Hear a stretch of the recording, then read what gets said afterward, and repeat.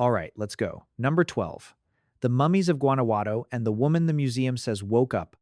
In 1865, a gravedigger in the Panteón de Santa Paula, the municipal cemetery of Guanajuato in central Mexico, opened a crypt belonging to a French physician named Remigio Leroy. Leroy had been dead for years, and nobody had paid his grave tax.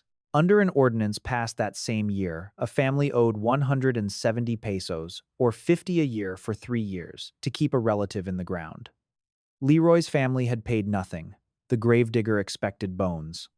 What came out of the crypt was a man with skin, hair, eyebrows, and a face. Guanajuato sits at roughly 2,000 meters in a dry mineral basin, and the crypts of Santa Paula turned out to be an accidental dehydrator. Until the tax was abolished in 1958, the city disinterred body after body for non-payment, and a proportion came up intact. 111 were kept. In 1969-59 went on display beside the cemetery, and the Museo de las Momias became and remains the largest collection of naturally mummified human beings on exhibit anywhere on Earth. The scientific record is thin. In May 2007, Ronald Beckett and Gerald Conlog of the Bioanthropology Research Institute at Quinnipiac University, with colleagues from Texas State University in San Marcos, carried portable endoscopes and radiographic equipment into the museum and became the first team to systematically examine the collection. They found what a 19th century mining city would predict: severe osteoarthritis, tuberculosis, a devastating rate of infant and child death, surgical incisions on exactly two bodies, an infant and a fetus. Every other person in that building had been preserved by nothing but the room they were left in. But here's where the story the museum tells and the story the evidence supports come apart. Several of the Guanajuato mummies have their mouths wide open. One of them, a woman the museum identifies as Ignacia Aguilar Ocampo, is presented as La Mujer Enterrada Viva, the woman buried alive. The account holds that a heart condition made her appear dead during a cholera outbreak, that she was interred within hours, and that when she was pulled out of the ground, she was face down with her arm at her mouth and blood on her lips. It is the museum's most repeated story, and it draws visitors from 3 continents. It is also, as far as anyone has determined, entirely undocumented. No burial record, no exhumation report, no physician's account, no contemporary newspaper. And the open mouth has an explanation, requiring nothing dramatic. The ligaments holding the mandible close, decompose, and the jaw drops. It happens in every collection of mummified remains on the planet. What makes this uncomfortable is not that the legend is probably false. It is that nobody has checked. Beckett and Conlog's examination never became a peer-reviewed publication. There is to this day no major journal article on a collection of 111 human beings. These were poor people. That is the one thing the record establishes beyond dispute. They were pulled out of the earth because their families could not produce 50 pesos, then arranged behind glass and sold a story about a scream. The open mouths may mean nothing at all, but nobody has ever done the work required to say so, and the not knowing is permanent. Now, one more absence in 111 lives, already undocumented in every other respect. Number 11. The Salt Men of Cheribad and the Mountain That Fell on the Day Shift. In the winter of 1993 miners cutting halite in the Duzlak salt mine near the village of Hamzelu in Zanjan province in northwestern Iran drove their tools into something that was not rock. It was a head. White hair, white beard, a gold earring, still in the ear, and beside it a leather boot with a foot inside. The miners stopped work. What they had opened was not a burial. It was a work site sealed by accident more than 2,000 years earlier. The mine has since produced 8 individuals. That number was corrected only recently, a reappraisal of the catalog material by Hamed Vahdati Nasab Abul Fazl Ali A. Mark Pollard of Oxford and Thomas Stolner of the Ruhr Universität Bochum, published in Bioarchaeology of the Near East in 2019, found 2 more people hiding in the collection. Radiocarbon dates split them into 2 separate disasters. Saltmen 3, 4, and 5 date to between 410 and 350 BCE. The Achaemenid period. Saltman 1 dates to between 220 and 390 CE, Saltman 2 to between 430 and 570, Saltman 6 to between 432 and 611, the Sasanian era 8 centuries later. The mine explains how they died. The workings were cut pillar and chamber with metal picks and adzes, and no timber supports of any kind. The halite bed runs up to 30 meters thick, and resistivity surveys have traced the ancient workings to roughly 70 meters down. Around 400 BCE, the ceiling came in. Saltman 5 was carrying salt when it hit him. Saltman 4 was 15 or 16 years old, about 170 centimeters tall, and his skeleton carries multiple fractures, including a broken skull. A teenager at the bottom of a 70-meter hole under a roof nobody had bothered to prop. But here's where the discovery becomes something other than an industrial accident. Salt does to a human body exactly what it does to a cured ham. It pulls the water out of the tissue before bacteria can begin. These men were not embalmed, not wrapped, not prepared in any way. They were crushed and then dehydrated in place, and the preservation is complete enough that a radiological and histological study in PLOS 1 in 2021 worked through their internal structures in detail. In 2013, researchers publishing in the Journal of Parasitology recovered tapeworm eggs from the intestinal contents of one of the Achaemenid men, the oldest evidence of Taenia ever found in Iran. We know what was living inside a man who died in a cave-in 24 centuries ago. We do not know his name. The intimacy is total and the identity is gone. The mind kept working. That is the detail that stays. 8 centuries after the Achaemenid collapse buried 3 men in the dark, the Sasanians reopened the same salt bed, cut the same seams by the same method, with no supports, and the roof came down on them too. Nobody had left a record. Nobody had marked the spot. The first men were still lying there perfectly preserved a few meters away in the salt when the second crew walked in. Number 10. The fire mummies of Kabayan and the 4 liters of salt water. On the 21st of May, 1999, a mummy known as Apo Ano was carried up a mountain road in Benguet province in the highlands of northern Luzon and handed back to the community he had been taken from. He had been stolen out of a burial cave at Nabalacong in 1918 and had spent 81 years away from his mountain, part of it in the National Museum in Manila. He is thought to be about 500 years old, and his skin from feet to face is covered in tattoos, marking him as a hunter and a man of ritual standing. The community received him with a formal ceremony and put him back in the ground. Apo Ano is one of an unknown number of mummies produced in the Kabayan region by the Ibaloi, using a technique with no parallel anywhere else. Over 200 man-made burial caves have been identified on the flanks of Mount Timbuk and the surrounding ridges above 2,000 meters, at least 15 of them holding human remains. Officials at the National Museum of the Philippines know of between 50 and 80 additional mummies whose locations they deliberately do not publish. The process was documented by Mark Anthony Carrascal, Ian Kendrick Fontanilla, and Maria Corazon de Hungría of the University of the Philippines Diliman in Anthropological Science in 2021, building on paleohistological work by Orlando Wu, a Binion of the National Museum, with Ronald Beckett of Quinnipiac University. The sequence runs in 3 phases.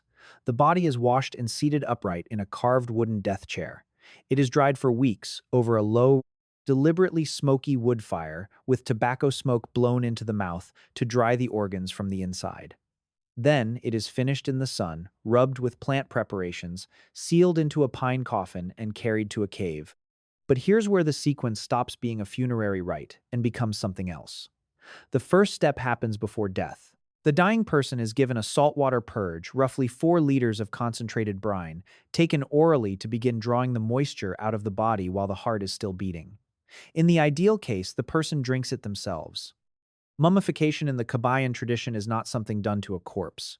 It starts on a living human being who understands what is happening and cooperates with it. The open mouths in the Timbuk caves are not expressions of terror. They are the physical residue of the smoke that was blown into them and the desiccation that followed. And that is arguably worse, because it means the face is not a moment of horror preserved by accident. It is a manufactured object. And the manufacture began before the subject had finished dying. They are dissolving now. A 2025 conservation study by researchers from the University of Melbourne, the National Museum of the Philippines, and the Powerhouse Museum in Sydney installed 19 environmental monitors across 7 sites and recorded accelerating mold growth, insect infestation, and humidity damage, much of it driven by the repeated opening of coffins. somewhere above 2,000 meters in a cave, whose location the government will not disclose. There are between 50 and 80 people sitting upright in wooden boxes, tattooed mouths open, going soft in the wet air. The people who made them believe that a body kept whole kept its person. We have the bodies. We have almost none of the names. Number 9. The Capuchin Catacombs of Palermo and the dead who were meant to be visited. In 1599, the Capuchin friars of Palermo in Sicily ran out of room in their cemetery and began excavating beneath the monastery. The first body placed in the new corridors belonged to a friar named Silvestro de Gubbio. When they retrieved him some time later, they found he had not decomposed. The chamber they had dug dry, ventilated cut into a particular kind of rock had preserved him. They took this as significant, and rather than reburying him, they stood him upright against the wall.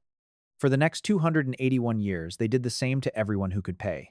The catacombs functioned until 1880 as a place where the dead of Palermo first clergy and later the professional classes could be deliberately preserved and displayed. Bodies were drained for months in chambers called collatoi, then washed, dressed, and hung along the corridors. The census, published by Kirsty Squires Lila Davidson, and Dario Piombino Mascali in the International Journal of Heritage Studies in 2024 records over 1,284 mummies, 163 of them neonates, infants, and children. Piombino Mascali of the Department of Anatomy, Histology, and Anthropology at Vilnius University founded the Sicily Mummy Project in 2007. His most cited result concerns a single child. Rosalia Lombardo died on the 6th of December 1920 of pneumonia following influenza 1 week short of her second birthday. Her father took her to an embalmer named Alfredo Salafia, who never published his method. In 2009 Piombino Mascali. Arthur Ofterhide of the University of Minnesota, Duluth, and Albert Zink published the recovered formula in Virchow's archive, 1 part glycerin, 1 part formalin saturated with zinc sulfate, and zinc chloride, 1 part alcohol saturated with salicylic acid. It has kept her looking asleep for over a century.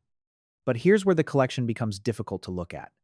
Children were admitted to the catacombs from 1787 onward. In December 2021, Kirsty Squires Associate Professor of Bioarchaeology at Staffordshire University secured over £70,000 from the Arts and Humanities Research Council to do something nobody had done: find out who those children actually were. Working with Mark Viner of the Cranfield Forensic Institute and a portable X-ray unit, the project set out to image 41 19th-century child mummies and produce 574 radiographs looking for age, sex, and cause of death. 41 children, and until 2021, we could not have told you the age of a single one of them with confidence. Many of the bodies in Palermo appear to be shouting for the same reason they do in Guanajuato and every other passive mummification environment on Earth. The jaw muscles and ligaments give way, the mandible falls open, and dried tissue holds it there permanently. The mechanism is unremarkable. What is not unremarkable is the intent behind the corridors. These bodies were not hidden. They were dressed in their own clothes, given name plaques, and arranged along walls in a space designed for families to walk through. Relatives came down, changed the clothing, and spoke to them.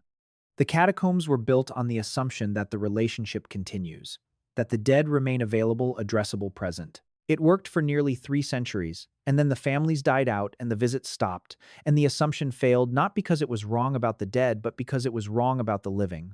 Number 8. Herculaneum and the brain that turned to glass. In 1980, excavators working the ancient shoreline of Herculaneum on the Bay of Naples, under the archaeologist Giuseppe Maggi, opened the arch chambers built into the seawall, the Fornici boat sheds facing the water. In the first season, they found more than 55 skeletons. By the end of the work, roughly 296 people had been recovered from the beach and from 9 of the 12 vaults.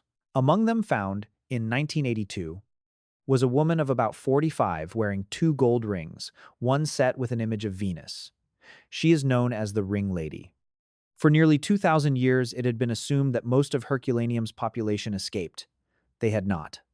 They had gone down to the water, crowded into the boat sheds, and waited for ships that never came. What happened to them has been measured with precision. Giuseppe Mastrolorenzo of the Osservatorio Vesuviano at Italy's National Institute of Geophysics and Volcanology, with Pier Paolo Petrone of the University of Naples Federico II, published an analysis of the thermal signature at both Vesuvian cities in Plus One in June 2010. At Herculaneum, 7 kilometers from the vent, the pyroclastic surge arrived at roughly 500 degrees Celsius. A 2023 study in Scientific Reports led by Alessandra Pensa narrowed the first ash cloud surge to between 495 and 555 degrees. Later currents ran cooler. It did not matter. Anything above 250 degrees kills instantly.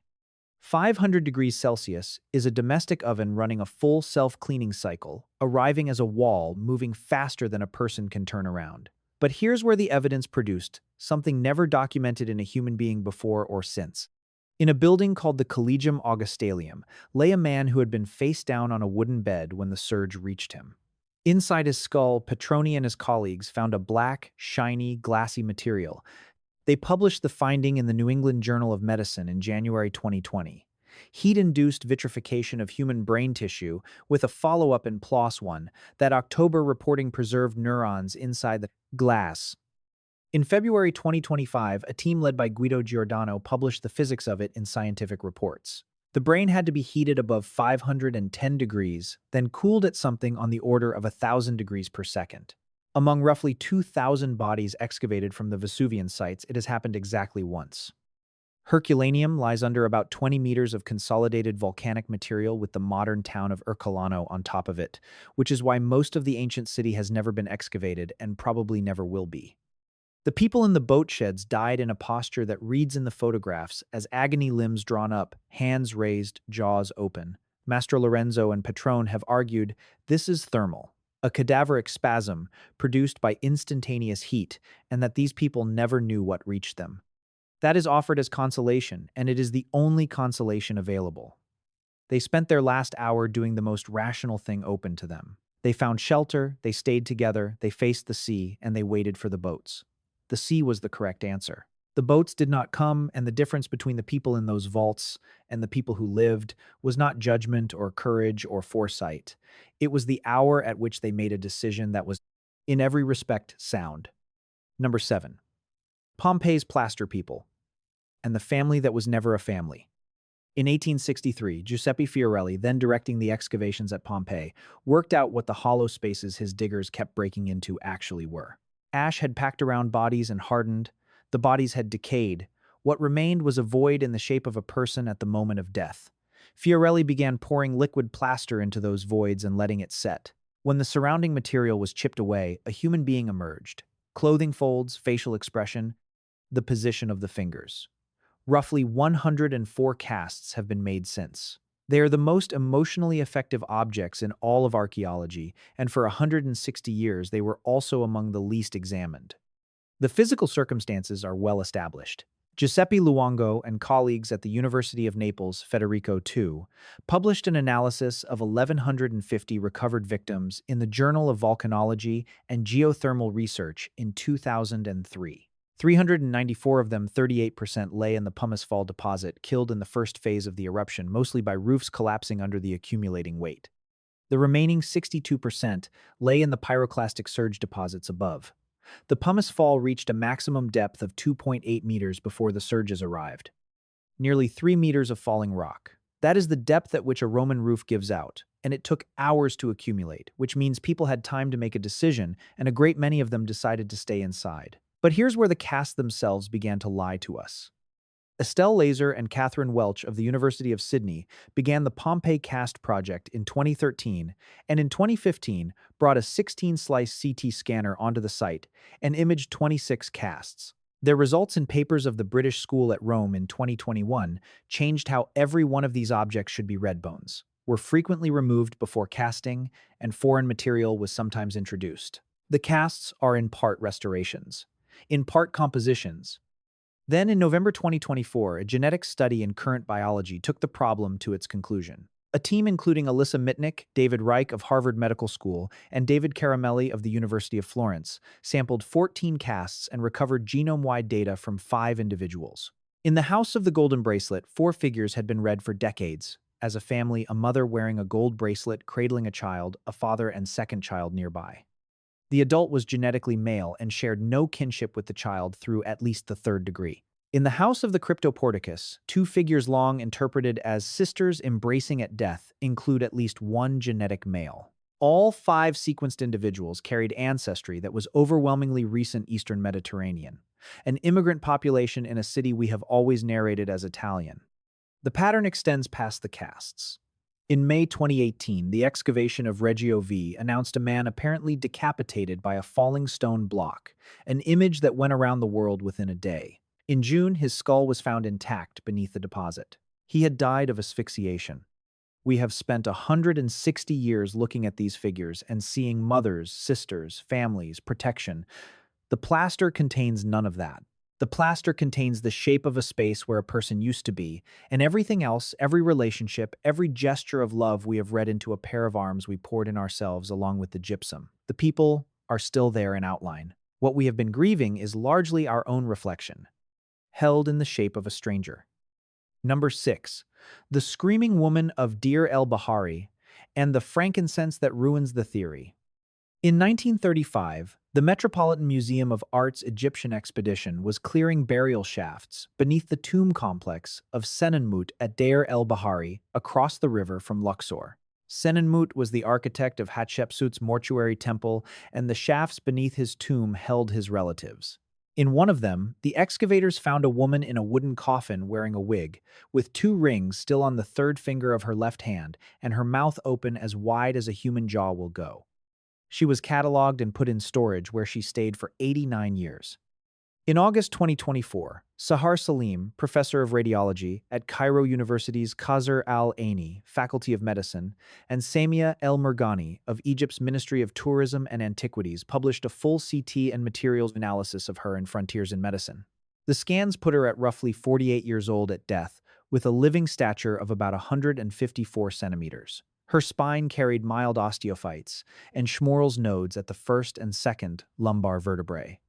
Her hair was treated with henna and juniper under a wig of date palm fibers coated in quartz magnetite and high albite. Her rings were a red jasper scarab on thin silver and a green jasper scarab on a gold swivel setting. Her body had not been eviscerated. There was no embalming incision. Her brain was still inside her skull, desiccated in place. By the standard framework of Egyptian mummification, that combination means one thing: a hurried, low-status or careless burial. And for decades, when Egyptologists encountered a mummy with an open mouth, that was precisely the explanation offered. A screaming mummy is a badly embalmed mummy. The jaw was never tied shut. But here's where the standard explanation falls apart. The materials analysis found juniper resin and frankincense on her skin and on her wig. Neither grows in Egypt. Both had to be carried in over long distance, and both were expensive. She was buried in the shaft of one of the most powerful families of her era, wearing gold and silver with dyed hair and an imported resin coating, and with her viscera left in place. That is not neglect. That is a deliberate treatment we do not understand, applied by people who could afford anything and chose this. Salim and El-Merghani are careful. They list every alternative rigor mortis, ordinary decomposition, the burial technique, later disturbance, then offer the possibility that the expression is a cadaveric spasm, a rare immediate stiffening at the instant of death that locks the body into its final position and does not relax afterward. If that is what happened, the face is not an artifact of the embalming. It is the last thing she did, fixed in place before anyone touched her. There is no way to resolve it. Cadaveric spasm cannot be diagnosed from a CT scan of a body dry for 3,500 years, and the researchers do not claim otherwise. What the evidence does establish is that the comfortable explanation that she was screaming because nobody cared enough to close her mouth is not supported by anything else that was done to her. Somebody imported frankincense for this woman. Somebody put 2 scarab rings on her hand, dyed her hair, and built her a wig. And then they laid her in a shaft under the tomb of Hatshepsut's architect, with her mouth open and closed it, and did not write down why. Number 5. The Bound Man of Cajamarquilla and the Hands He Could Not Lower. In November 2021, a team from the Universidad Nacional Mayor de San Marcos, led by the archaeologist Peter Van Dalen, Luna was working the ruins of Cajamarquilla, a vast adobe trade settlement 25 kilometers inland from Lima. Beneath a plaza, they opened an oval subterranean chamber reached by a staircase of 7 steps. Inside, wrapped in textile, was a man bound tightly with ropes, knees drawn up against his chest, his hands pressed over his face.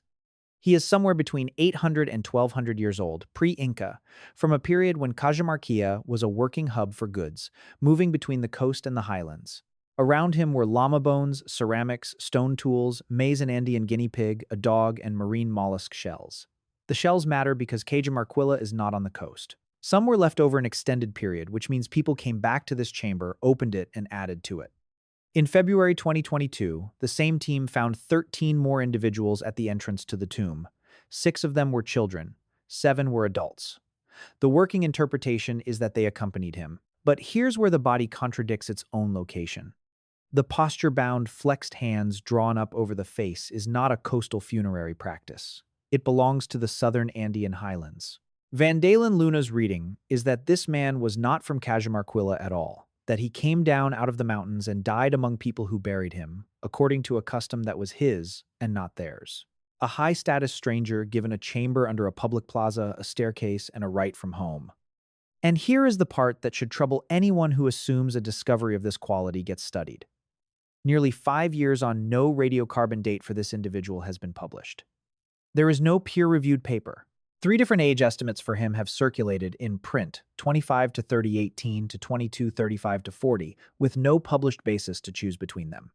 Everything the world knows about him traces back to press statements and the photographs taken in the week he was lifted out of the ground. The photographs are what made him famous. A man with his hands over his face in a hole under a plaza in the desert outside Lima. They went around the world in 3 days, and then the story ended. The hands are almost certainly not a gesture. Bind a body tightly into a seated, flexed position, and the arms have nowhere to go but up. The 13 bodies at the entrance are the harder problem, and nobody has published on them. 6 of them were children. He came from the mountains. He died on the coast. Someone who knew where he was from went to the trouble of burying him the right way in the wrong place, and then came back afterward with shells from an ocean he may never have seen before he made that journey. Number 4. The cliff mausoleums of Laguna de los Condors and the faces that were built. In 1996, workers clearing forest for a cattle rancher named Julio Ulilen, a full day's hike from the town of Lemabamba in the Amazonas region of northern Peru, came out onto a limestone ledge, about 100 meters above a lake, called the Laguna de los Condores. Set into the cliff were 6 intact stone buildings and the ruins of a 7th painted with red and white geometric designs. Inside were hundreds of human beings wrapped seated and facing outward over the water. The workers went in with machetes. They cut open the textile bundles looking for metal they could sell. By the time a rescue operation was mounted in 1997, 219 mummies and over 2,400 artifacts had been recovered by a team led by the Peruvian bioanthropologist Sonia Guillen of Centro Malqui with Adriana von Hagen. The Museo Lemabamba opened in 2000 to hold them. The burials span the Chachapoya period, roughly AD 800 to 1000, 470, and the Inca occupation that followed. Among the material were 32 hippus, the knotted cord records of the Andes. Gary Urton of Harvard University published an analysis of one cataloged as UR6 in Latin American antiquity in 2001, arguing it combines a 2-year calendar with a census of tribute payers and was likely the source document behind the first Spanish colonial census of the region in 1535. An accounting ledger in string for a population that was about to be counted by an empire that would destroy it. But here's where the mummies stop being what they appear to be. The bundles from Laguna de los Condores have become some of the most reproduced images in South American archaeology because so many of them appear to be screaming mouths stretched open, hands raised toward the face. Guillen published the actual technique in Collegium Anthropologicum in 2004, and it is not what the photographs suggest. The bodies were processed. The most drastic step, in her words, was the enlargement of the anus in order to remove the contents of the intestinal cavity, which was then plugged with cloth. The corpse was dried and forced into a tightly flexed, seated position and bound, producing a compact bundle that one person could carry up a cliff. And then deliberately raw cotton was packed into the nostrils, under the cheeks, and inside the mouth to preserve the shape of the face. The screams were made. Someone dried a body, emptied it, folded it, tied it, and then took handfuls of cotton and packed the face from the inside so the features would hold. Which means the expression that has horrified generations of viewers is the exact opposite of what it looks like. It is not a record of terror. It is an act of care, the last thing a family could do to keep a person recognizable, performed by hands trying to stop a face from collapsing. They wanted their dead to still look like themselves, sitting above the lake, facing outward for as long as the mountain would allow. They lasted 500 years. Then, in 1996, the first thing that happened to those faces was a machete.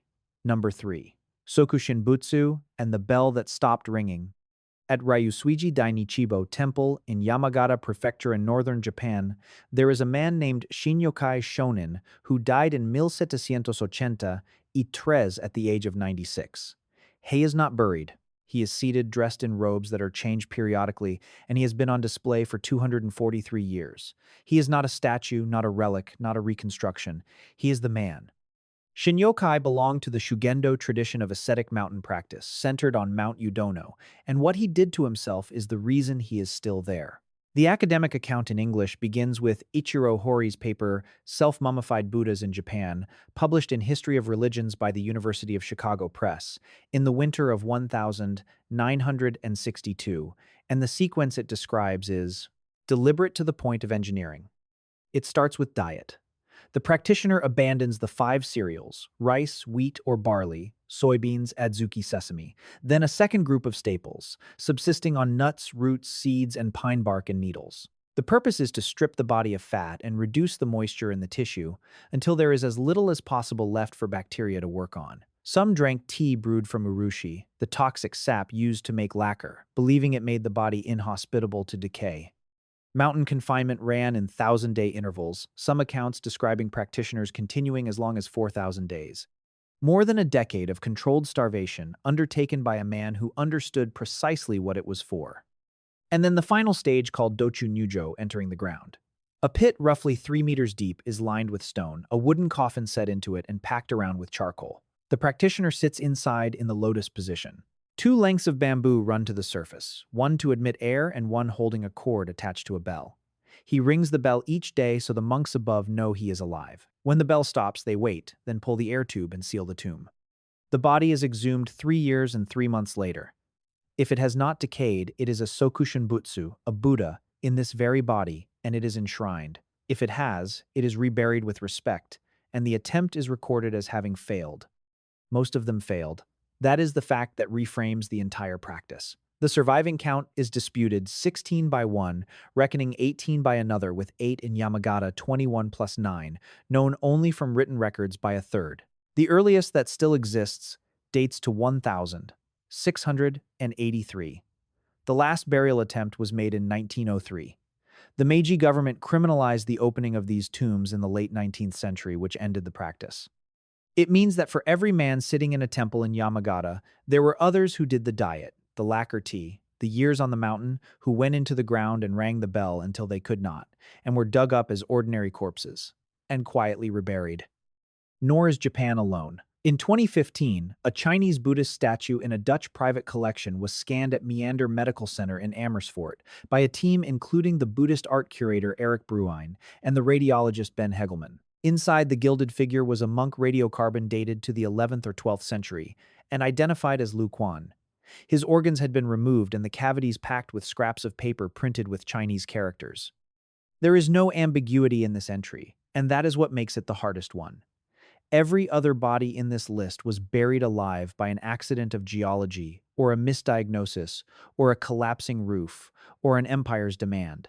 These men did it on purpose over years with full knowledge, and the ones we can look at today are only the ones for whom it worked. The rest are still out there, in unmarked ground. In northern Japan, men who gave up food, then water, then daylight, and sat in the dark ringing a bell for as long as their arm would move, and whose bodies rotted anyway. Number 2. Unknown Man E and the punishment designed to outlast Egypt. In 1881, the Egyptian authorities recovered a hidden tomb in the cliffs at Deir el-Bahari, catalogued as DB 320, in which priests of the 21st dynasty had concealed the mummies of Egypt's greatest pharaohs to save them from tomb robbers. Seti, I was in there. Ramesses II, Thutmose III. And among the kings in a plain, undecorated cedar coffin bearing no name at all was a body that Gaston Maspero unwrapped in Cairo at the end of June 1886. It was a young man. His hands and feet were bound. He had been covered in the skin of a sheep or a goat, sources differ, and both were ritually unclean to the Egyptians. His body had not been opened. No embalming incision, no organs removed, no brain extracted.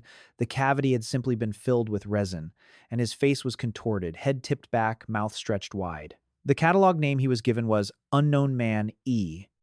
In December 2012, the British Medical Journal published a study by Zahi Hawass Sahar Salim of Cairo University, Albert Zink of the Iraq Institute for Mummies in Bolzano, and others put a probability on his identity. CT imaging showed incomplete epiphyseal fusion, placing his age at death between 18 and 20. Genetic analysis found his Y chromosome haplotype identical to that of Ramesses III, whose own mummy came out of the same cache, with shared autosomal alleles consistent with a father-son relationship. The scans also showed compressed folds of skin beneath the right side of the jaw and around the neck and inflation of the thorax, read by the team as consistent with death by hanging or strangulation. This is one of the few political assassinations from the ancient world for which we have court documents. The judicial papyrus of Turin records the trial that followed a conspiracy against Ramesses III organized inside his own harem, in which a secondary wife named Ta tried to place her son Pentawere on the throne. The papyrus gives the verdict in terse language: they found him guilty, they left him where he was, and he took his own life. Ramesses III's own mummy has a wound across the throat 70 millimeters wide, cutting through everything soft down to the fifth cervical vertebra. The embalmers had pushed a Horus Eye amulet into the gash before wrapping him. But here's where honesty requires stepping back from the story. Salim herself, in the 2024 paper on the Screaming Woman, offers the deflationary reading of this very body. Pentawere was barely embalmed, which may indicate that the embalmers neglected to keep his mouth closed. The scream may be nothing but a dropped jaw on a corpse nobody bothered with. Older sources following Grafton Elliott Smith's 1912 catalog of the royal mummies describe natron on the skin and beneath the hide, which would mean he was treated with the standard preservative and not abandoned, and would undercut the punitive reading entirely. And the Turin papyrus does not say hanging. It says he took his own life, which leaves poison wide open. None of the skepticism touches the coffin. Because whoever handled this body did two things that carelessness cannot explain.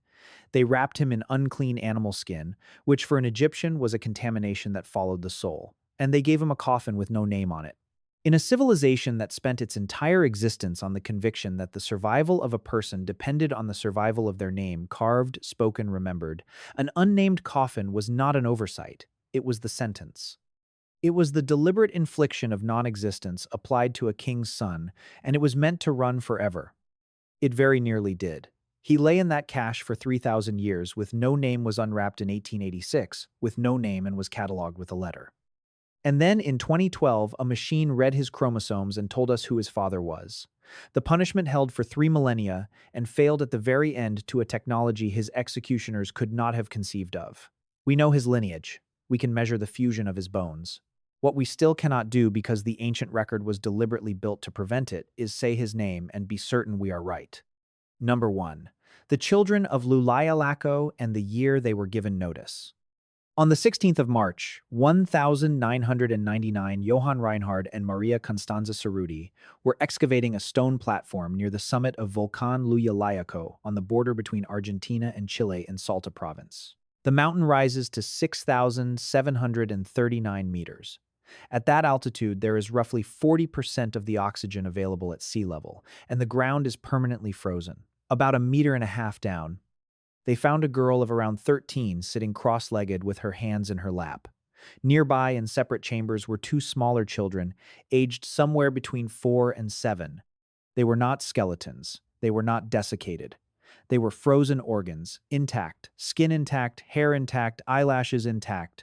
The girl the excavators came to call the maiden is generally regarded as the best preserved human body ever recovered from an archaeological context. Andrew Wilson, of the Department of Forensic and Archaeological Sciences at the University of Bradford, led the work that turned those bodies into a timeline.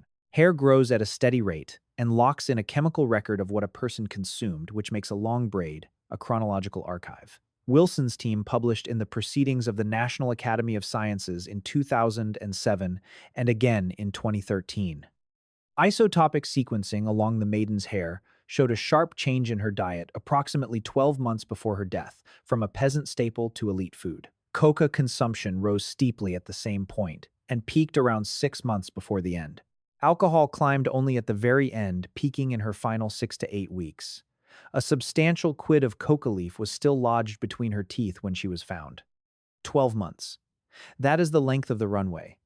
A year before she died, her food changed, and everything after that was a schedule. She was also sick. Angelique Corthels and colleagues published a proteomic analysis of swabs from her mouth in PLOS One in July 2012, an active immune response to a severe bacterial infection of the lower respiratory tract, with signatures pointing toward a mycobacterium. CT imaging found a radiolucent area in the upper lobe of her right lung. In her final weeks, she was carried sedated up a mountain 6.5 kilometers high with a pneumonia-class infection in her chest. The younger boy was treated differently. He is the only one of the three found bound, wrapped in textile, pulled so tight that his ribs and pelvis were dislocated. There is blood on his cloak. There is vomit on his clothing. He had lice. None of the three shows the cranial trauma found at other high-altitude Inca burials, and the interpretation the evidence supports is Wilson's. They were heavily sedated with coca and alcohol placed into the stone chambers and covered. They died of the cold in the dark, in the thin air, unconscious or close to it. But here's where the isotopes do something no other line of evidence in this entire list has done. They give us the interior of one specific person month by month for the last year of her life. Not a population, not a burial custom, not an inference from a posture. She was selected, her food improved, she was given coca, she was walked hundreds of kilometers, and the drugs increased as the walk went on. She was 13 years old. The escalation does not read as a girl subdued against her will at the end. It reads as a year-long preparation with stages administered by adults who believed with total conviction that they were performing an honor. It is entirely possible that she believed it too, which is not a comfort. It is the opposite of a comfort. She is in Salta now in the Museo de Arqueología de Alta Montaña, which began exhibiting the children in 2007 inches sealed capsules built to cryopreservation standards. You can buy a ticket and stand in front of a 13-year-old girl with a coca quid in her cheek and her hands in her lap, 500 years after the last adult she ever saw, walked back down that mountain and left her there. Nothing was done to her body. No resin, no cotton, no smoke, no salt, no lacquer, no bandages, no plaster. Every other person in this list was preserved by something: a mine, a fire, a chemical, a technique, a catastrophe. She was preserved by being left alone in the cold, which is precisely what was done to her while she was still alive. The mountain made no exception for her. It simply went on doing to her body for 5 centuries the exact thing that killed her. And we mistook the result for a gift. If you want to see more videos like this, click the video on screen now and make sure to subscribe.